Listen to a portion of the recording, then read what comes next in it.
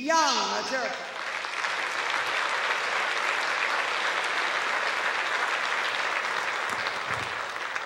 Hi, Norfolk. I'm Steve Young. A friend of mine told me he took a private vow of celibacy. I know, I guess he was bragging. I said, that's nothing. I took a public vow of celibacy in a church, wearing a tuxedo. I didn't even know I was doing it at the time.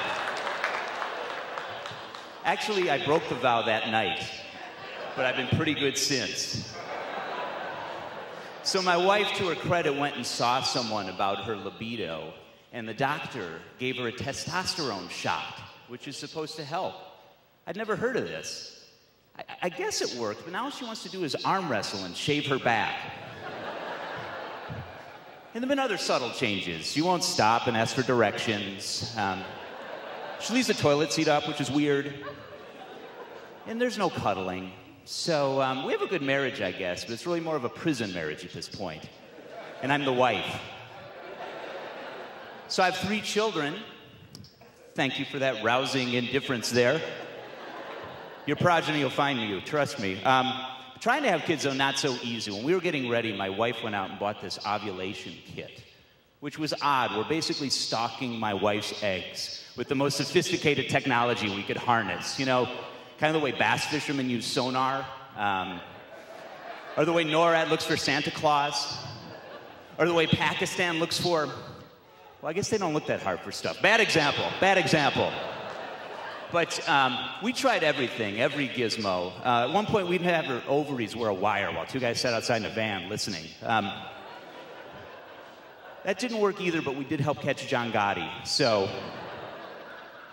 with lots of kids, though, come lots of pets. And this weekend, we actually had a pet funeral. Thank you. People ask me, Steve, why do you have pet funerals? I think it's obvious. As a parent, I want to show my kids how to throw a good funeral. That's just self-interest talking. I have these visions of them putting me in a giant Ziploc baggie somewhere and just looking for a big toilet. You know, when my son says, I thought you were feeding him. I don't want you to go down like that.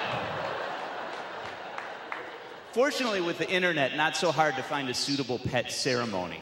Apparently, my son's beta fish was Episcopalian. Which is weird because we named him Sir Thomas More, and we lost a gerbil that was a Viking, so we had to go to the rec center pool for that ceremony. They were not happy. And we lost a bunny rabbit that was a Muslim. It's actually kind of a sad story.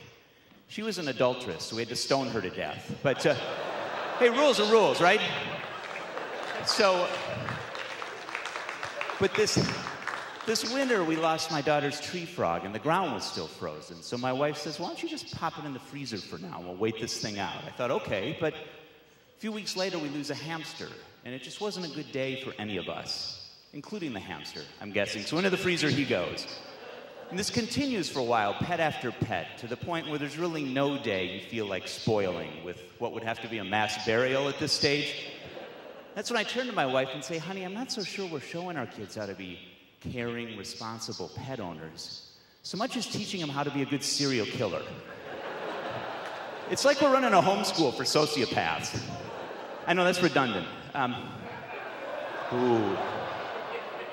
So, I'm not a great parent, as many of you have concluded independently, and I don't blame you for that.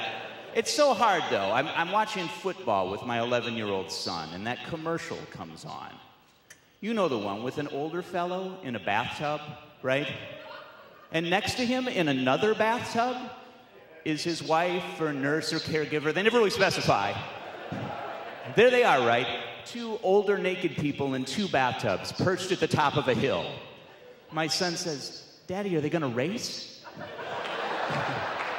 I said, well, there'll be some sweating and some panting, but no, it's not really a race. Actually, the goal is to finish at the same time. But then the side effects guy comes on, and he warns that for conditions that last more than 4 hours, one should consult a physician. So my son, of course, says, Daddy, what's a condition that lasts more than 4 hours? I say, that's called high school. But, so I'm not a great parent. I'm not a great driver either, and those two don't mix well. I'm in the minivan with my 7-year-old daughter, and I'm just, defending my lane, right? And my backup lane. And that other lane, I just like no one is there, you know? And those lanes switch, and my daughter says, Daddy, why is that man showing you his finger?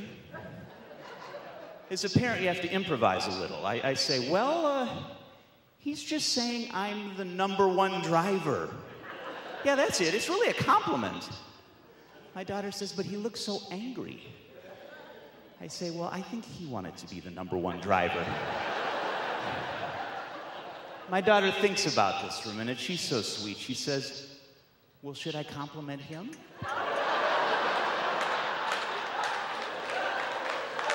I say, yes, that'd be nice. Let's compliment him together. So that worked out okay. The only problem was later that week on Sunday. She felt we had the #1 reverend. So some men of the cloth just cannot take a compliment. Anyway, I'm Steve Young. You guys have been lovely. Thank you.